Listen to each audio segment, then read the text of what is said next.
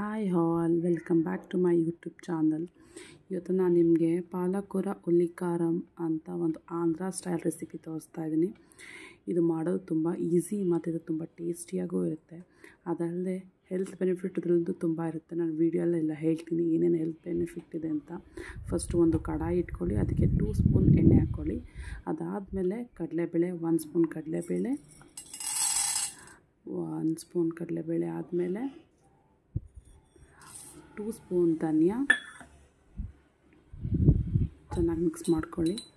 ಅದಾದಮೇಲೆ 1 ಸ್ಪೂನ್ ಜೀರಿಗೆ, ಒಂದು 3ರಿಂದ 4 ಬ್ಯಾಡಗೆ ಮೆಣಸಿನಾರು ತೊಗೊಳ್ಳಿ, ಗುಂಟೂರಾರು ತೊಗೊಳ್ಳಿ, ಡಿಪೆಂಡ್ಸ್ ಆನ್ ನಿಮ್ಗೆ ಎಷ್ಟು ಸ್ಪೈಸ್ ಬೇಕು ಅಷ್ಟು ತೊಗೊಳ್ಳಿ. ಚೆನ್ನಾಗಿ ಫ್ರೈ ಮಾಡಿ ಲೋ ಮೀಡಿಯಮ್ ಅಲ್ಲಿ ಇಟ್ಕೊಂಡು ಫ್ರೈ ಮಾಡಿಲ್ಲ ಅಂದರೆ ಸೀದೋಗುತ್ತೆ. ಸೀದೋದ್ರೆ ಮಸಾಲೆ ಟೇಸ್ಟ್ ಅಷ್ಟು ಚೆನ್ನಾಗಿ ಬರಲ್ಲ. ನೀಟಾಗಿ ಅದನ್ನು ಲೋ ಮೀಡಿಯಮಲ್ಲಿ ಇಟ್ಕೊಂಡು ಫ್ರೈ ಮಾಡಿ. ಓಕೆನಾ? ಏನೇನು ಬೆನಿಫಿಟ್ ಇದೆಯಪ್ಪ ಅಂತಂದರೆ ತುಂಬ ನ್ಯೂಟ್ರಿಯಸ್ ಡಿಶ್ ಆಗಿರುತ್ತೆ. ಯಾಕಂದರೆ ನೀವು ಇದ್ರ ಜೊತೆಗೆ ಅನ್ನ ಜೊತೆಲಾರು ತಿನ್ಬೋದು, ರೊಟ್ಟಿ ಜೊತೆಲಾರು ತಿನ್ಬೋದು, ಚಪಾತಿ ಜೊತೆಲಾರು ತಿನ್ಬೋದು. ಇದು ಪಾಲಕ್ ಯೂಸ್ ಮಾಡೋದ್ರಿಂದ ಏನೇನು ಡೈಜೆಸ್ಟಿವ್ ಇಶ್ಯೂ, ಬೆಟರ್ ಹೆಲ್ತ್ ಮತ್ತು ಹಾರ್ಟ್ ಬೆಟರ್ ಇದಿರುತ್ತೆ, ಇಮ್ಯುನಿಟಿ ಪವರ್ ಚೆನ್ನಾಗಿರುತ್ತೆ, ಸ್ಟ್ರಾಂಗ್ ಬೋನ್ಸ್ ಆಗುತ್ತೆ. ಓಕೆನಾ? ಇದರಲ್ಲಿ ತುಂಬ ಐರನ್ ಕಂಟೆಂಟ್ ಮತ್ತು vitamin content, vitamin A, vitamin C and vitamin K. ಓಕೆನಾ? ಜೊತೆಗೆ ಮೆಗ್ನೀಷಿಯಮ್ ಕಂಟೆಂಟ್ ತುಂಬ ಚೆನ್ನಾಗಿರುತ್ತೆ. ಇದು ಎಸ್ಪೆಷಲಿ ಬಾಣಂತಿಯರಿಗೆ ಕೊಡ್ತಾರೆ. ಸೊ ಅದು ಕೊಡೋದ್ರಿಂದ ಅವ್ರಿಗೆ ಮಿಲ್ಕ್ ಪ್ರೊಡಕ್ಷನ್ ಜಾಸ್ತಿ ಆಗುತ್ತೆ ಅಂತ ಕೊಡ್ತಾರೆ ಪಾಲಕ್ನ. ಮತ್ತು ಮಕ್ಕಳುಗಳಿಗೂ ಕೊಡ್ತಾರೆ ಪಾಲಕ್ನ. ಸೊ ನೀವು ಡಿಫ್ರೆಂಟಾಗಿ ಯೂಸ್ ಮಾಡ್ಬೋದು. ಬಟ್ ಇದು ತುಂಬ ಚೆನ್ನಾಗಿರುತ್ತೆ. ಟ್ರೈ ಮಾಡಿ ಒಂದ್ಸರಿ. ಚೆನ್ನಾಗಿ ರೋಸ್ಟ್ ಮಾಡ್ಕೊಳ್ಳಿ. ರೋಸ್ಟ್ ಮಾಡಾದಮೇಲೆ ನೀವು ಇದನ್ನು ಒಂದು ಐ ಆ್ಯಂಟಿ ಆಕ್ಸಿಡೆಂಟ್. ಇದು ಆ್ಯಂಟಿ ಆಕ್ಸಿಡೆಂಟ್ ಅಂತ ಯಾಕಂತಾರೆ ಅಂದರೆ it reduce the stress level reduce ಮಾಡುತ್ತೆ. ಜೊತೆಗೆ ನಮ್ಮ ಹೈ ಹೆಲ್ತ್ ಇರ್ಬೋದು ಮತ್ತು it prevents the age related. Okay, it's very much important ಆಯಿತಾ. ಸೊ ಇದೆಲ್ಲ ರೆಡ್ಯೂಸ್ ಆಗುತ್ತೆ ಇದು ಯೂಸ್ ಮಾಡ್ತೀವಿ. ಪಾಲಕ್ ತುಂಬ ಒಳ್ಳೆ ಗ್ರೀನ್ ಲೀಫ್ ಅಂತ ಹೇಳ್ಬೋದು. ಅದನ್ನ ಒಂದು ಬೌಲ್ಗೆ ಎತ್ಕೊಳ್ಳಿ. ಸೊ ಬೌಲ್ಗೆ ಎತ್ಕೊಂಡಾದ್ಮೇಲೆ ನೆಕ್ಸ್ಟ್ ನೀವು ಅದನ್ನ ಏನು ಮಾಡಿ,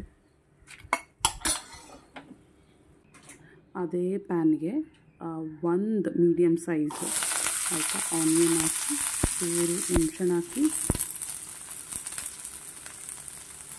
ಚೆನ್ನಾಗಿ ಬಾಡಿಸಿ ಅದನ್ನ. ಓಕೆನಾ? ಅಗೇನ್ ಇದು ಲೋ ಫ್ಲೇಮಲ್ಲೇ ಇರಲಿ, ಹಸಿ ಸ್ಮೆಲ್ ಹೋಗೋ ತನಕ ಬಾಡಿಸಿ ಚೆನ್ನಾಗಿ ಅದನ್ನು.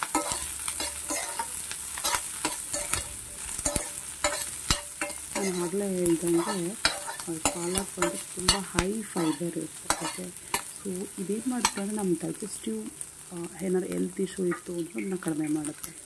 ನೀವು ಚೆನ್ನಾಗಿ ಬಾಡಿಸಾದ್ಮೇಲೆ ನೀಟಾಗಿ ಅದು ಹಸಿ ಸ್ಮೆಲ್ಲೆಲ್ಲ ಹೋಗೋ ತನಕ ಚೆನ್ನಾಗಿ ಬಾಡಿಸ್ಕೊಳ್ಳಿ.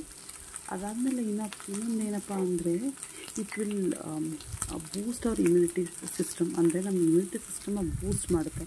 ವಿಟಮಿನ್ ಸಿ ಬಂದು ನಮ್ಮ ಇಮ್ಯುನಿಟಿ ಪವರ್ನ ಇಂಪ್ರೂವ್ ಮಾಡೋಂಥದ್ದು. ಜೊತೆಗೆ 1 ಸ್ಪೂನ್ ಸಾಲ್ಟ್ ಹಾಕೊಂಡು ಮತ್ತೆ ಫ್ರೈ ಮಾಡಿ ಚೆನ್ನಾಗಿ ಸ್ಮೆಲ್ಲೆಲ್ಲ ಹೋಗ್ಬೇಕು. ಅದೊಂದು ಈರುಳ್ಳಿದೊಂದು ಅರೋಮಾ ಬರುತ್ತೆ. ಸೊ ಅಲ್ಲಿ ತನಕ ಬಾಡಿಸ್ಕೊಳ್ಳಿ ಆಯಿತಾ. ಅದೊಂದು ಬ್ರೌನ್ ಕಲರ್ ಆಗುತ್ತೆ ಬಾಡಿಸ್ಕೊಳ್ಳಿ. ಯಾವಾಗಲೂ ನಾವು ಏನೇ ಮಾಡಬೇಕು ಅಂದ್ರೂ ತುಂಬ ಹೈ ಫ್ಲೇಮಲ್ಲಿ ಇಟ್ಕೊಂಡು ಮಾಡಬಾರ್ದು, ಮೀಡಿಯಮ್ ಫ್ಲೇಮಲ್ಲಿ ಇಟ್ಕೊಂಡು ಮಾಡಬೇಕು. ಆವಾಗ ಏನಾಗುತ್ತೆ ಅಂದರೆ ಒಂದು ಒಳ್ಳೆ ಹದದಲ್ಲಿ ಫ್ರೈ ಆಗುತ್ತೆ ಮತ್ತು ಸೀದೋಗೋದೆಲ್ಲ ಇಲ್ಲ. ಸೀದೋದ್ರೆ ಅದಕ್ಕೆ ಟೇಸ್ಟ್ ಅಂತೂ ತುಂಬ ಚೆನ್ನಾಗಿರುತ್ತೆ. ಸೊ ಚೆನ್ನಾಗಿ ಬಾಡಿಸ್ಕೊಳ್ಳಿ. ನಾವು ನಾರ್ಮಲಾಗಿ ಪಾಲಕ್ ಸೊಪ್ಪು ಪಲ್ಯ ಅಥವಾ ಅದನ್ನ ಸೊಪ್ಪನ್ನ ಈರುಳ್ಳಿ ಹಾಕೋದನ್ನ ಹುರ್ಕೊಳ್ಳೋದು, ಅದು ಅನ್ನ ಜೊತೆ ತಿನ್ನೋಕ್ಕೆ. ಇಲ್ಲಾಂದರೆ ಪಾಲಕ್ ಪಲಾವ್ ಬೇರೆ ಥರ ಎಲ್ಲ ಮಾಡ್ತೀವಿ. ಬಟ್ ಈ ಥರ ಟ್ರೈ ಮಾಡಿ ನೋಡಿ, ತುಂಬ ಟೇಸ್ಟಿಯಾಗಿರುತ್ತೆ. ಮತ್ತು ನೀವು ಇನ್ನೂ ಸತಿ ತಿನ್ನಬೇಕು ಅನ್ನೋ ಥರ ಇರುತ್ತೆ. ತುಂಬ ಡಿಲೀಷಿಯಸ್ ಆಗುತ್ತೆ. ಸೊ ಟ್ರೈ ಮಾಡಿ ನೋಡಿ. ಟ್ರೈ ಮಾಡಿದ್ರೆ ಕಮೆಂಟ್ ಮಾಡಿ ಹೆಂಗಿತ್ತು, ಹೆಂಗೆ ಬಂತು ಅಂತ. ಅದಾದಮೇಲೆ ಇದನ್ನು ಅಷ್ಟೇ ಒಂದು ಬೌಲ್ಗೆ ತಿಟ್ಕೊಳ್ಳಿ. ಸೊ ಅದೆರಡೂ ಮಸಾಲೆ ಮತ್ತು ಈರುಳ್ಳಿ ಎರಡೂ ರೂಮ್ ಟೆಂಪರೇಚರ್ ಬರಬೇಕು. ಬಿಸಿಯಲ್ಲಿ ಇದ್ದಾಗ ನಾವು ಮಿಕ್ಸಿ ಜಾರ್ ಹಾಕೊಂಡು ರುಬ್ಬಿದ್ರೆ ಅದು ಮಿಕ್ಸಿನೂ ಹಾಳಾಗುತ್ತೆ, ಜೊತೆಗೆ ಅದು ಟೇಸ್ಟು ಅಷ್ಟು ಚೆನ್ನಾಗಿ ಬರಲ್ಲ. ಸೊ ಚೆನ್ನಾಗಿ ಬ್ರೌನ್ ಆಗತ್ರ ರುಬ್ಕೊಂಡು ಚೆನ್ನಾಗಿ ಬ್ರೌನ್ ಆಗತ್ರ ಹುರ್ಕೊಂಡು ಎರಡೂ ಒಂದು ಬೌಲಲ್ಲಿ ತೆಗೆದುಕೊಂಡು ರೂಮ್ ಟೆಂಪ್ರೇಚರ್ ಬರಬೇಕು. ರೂಮ್ ಟೆಂಪರೇಚರ್ ಬಂದಮೇಲೆ ಅದನ್ನು ಮಿಕ್ಸಿಗೆ ಹಾಕೊಂಡು ರುಬ್ಕೊಳ್ಳಿ. ಅದೊಂದು ಒಳ್ಳೆ ಟೇಸ್ಟ್ ಆಗುತ್ತೆ.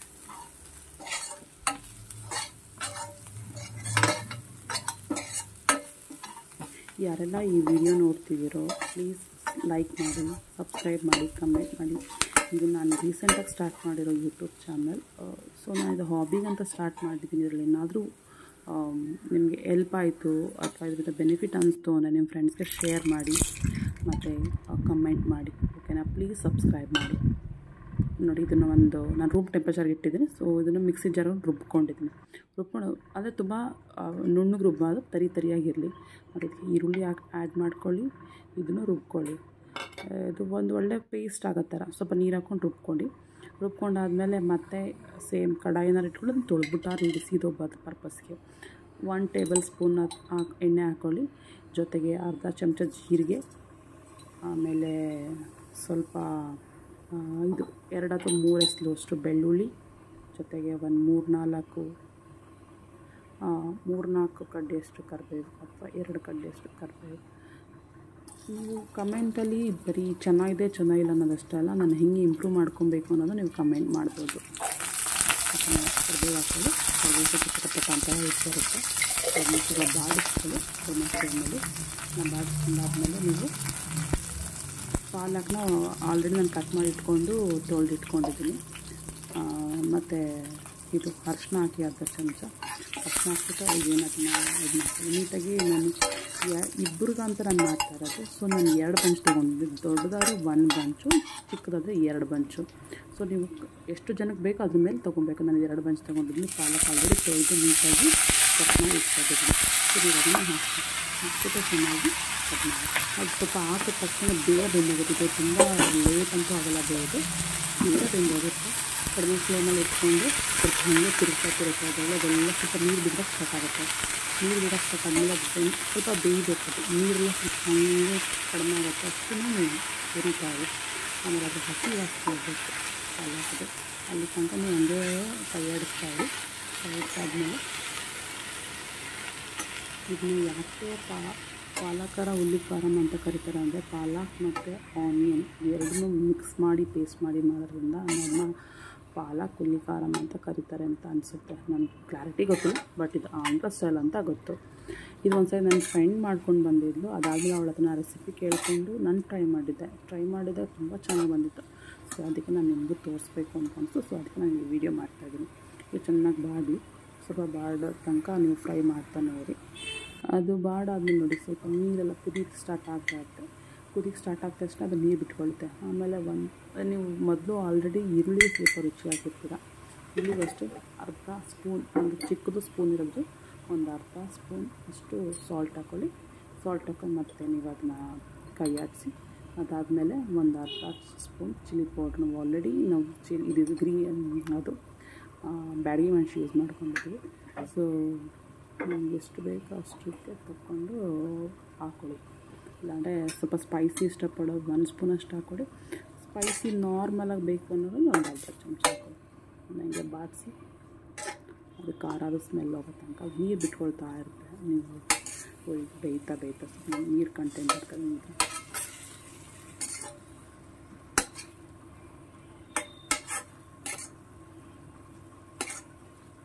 ನಿಮಗೆ ಈ ವಿಡಿಯೋ ಇಷ್ಟ ಆಯಿತು ಅಂದ್ಕೊಂಡೆ ನೀವು ನನಗೆ ಕಮೆಂಟ್ ಮಾಡ್ಬೋದು.